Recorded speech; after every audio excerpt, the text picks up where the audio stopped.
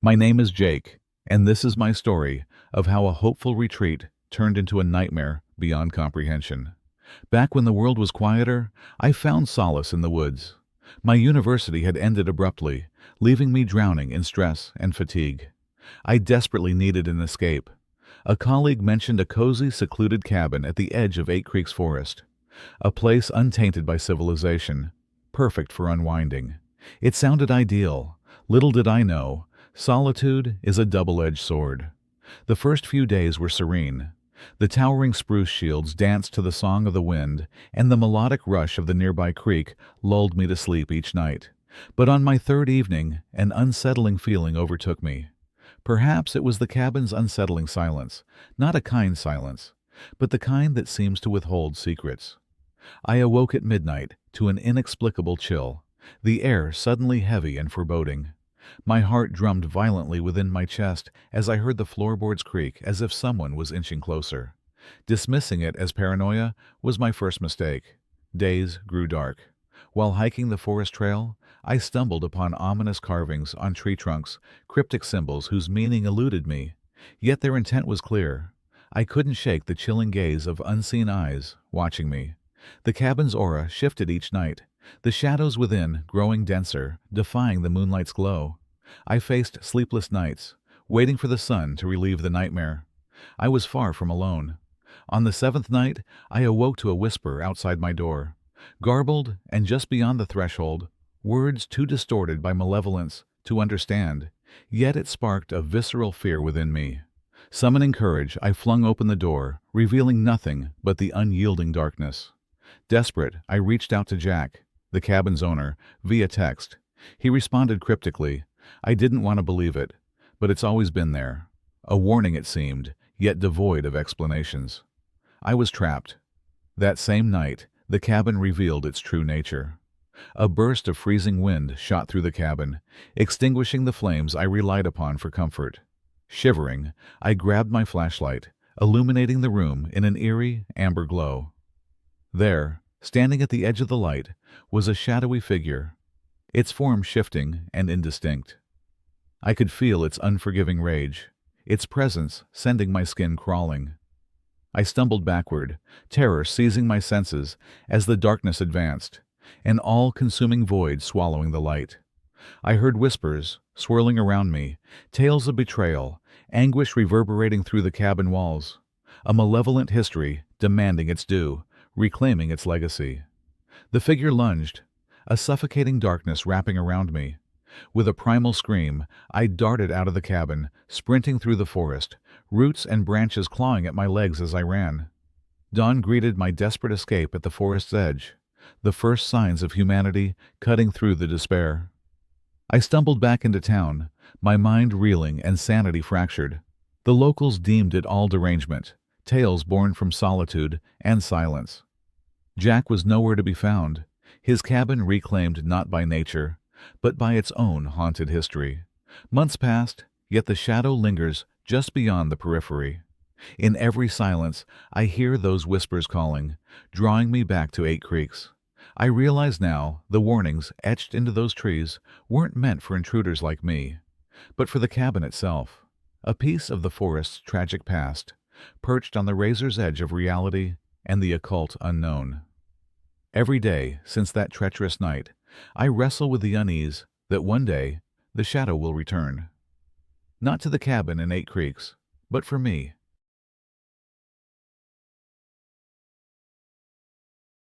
My name is Alex, and this is my story of how curiosity led me down a path I never intended to travel.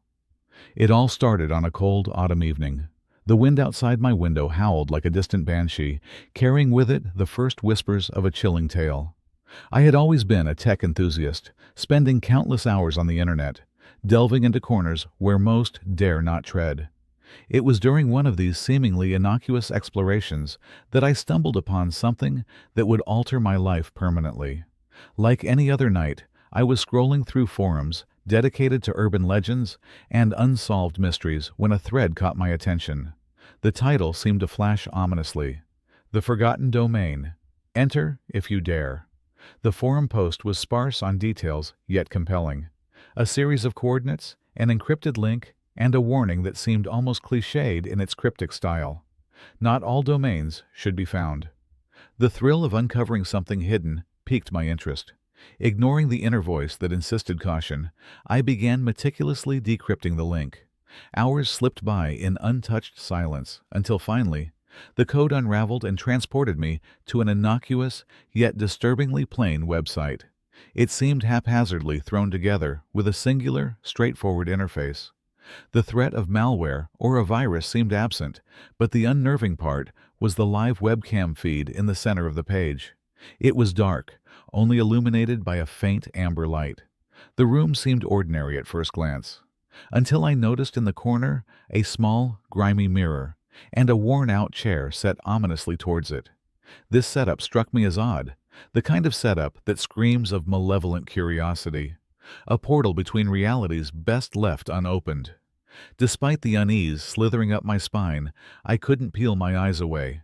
Staring into that mirror, I could almost swear there was movement, faint shadows shifting like whispers across the glass. I must have sat there for an hour, transfixed, until the shadows coalesced into a form.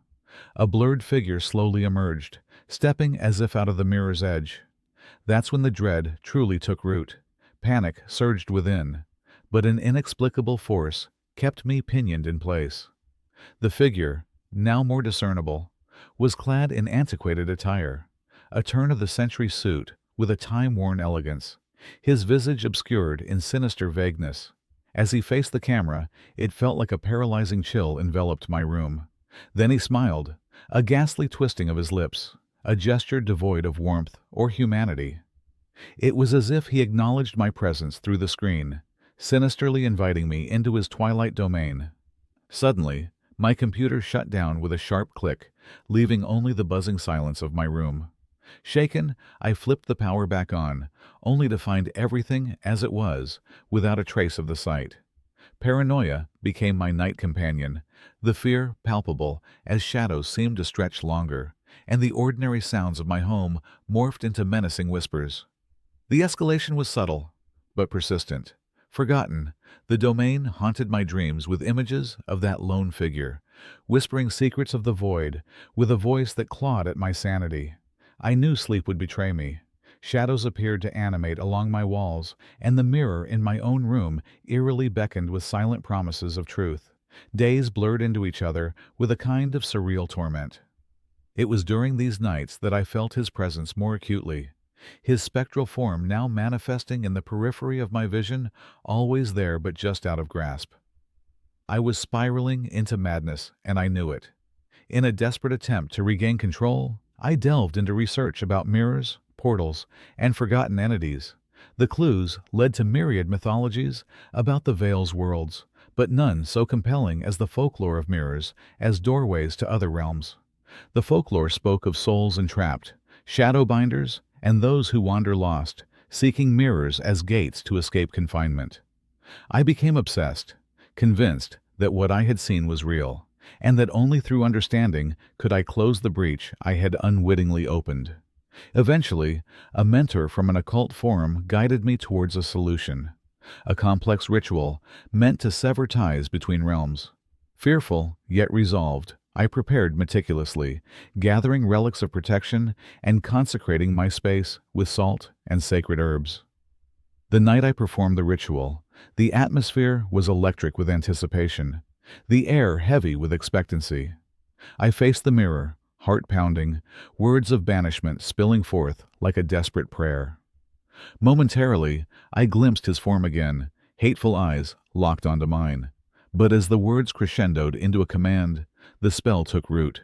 The mirror's surface rippled as if underwater, and he screamed, a banshee wail of thwarted malevolence. Silenced, reality resumed its grip as the image dissipated into nothingness, leaving only me and a stillness that was visceral in its relief. Though the haunting ceased, the echoes of that night lingered, curbing the unchecked curiosity that once drove me. To this day, I live with the knowledge and caution burned into my soul, aware of the lurking shadows that reside in forgotten domains. This is my story, a solemn reminder that some mysteries are best left alone, buried in the dark corners of the web.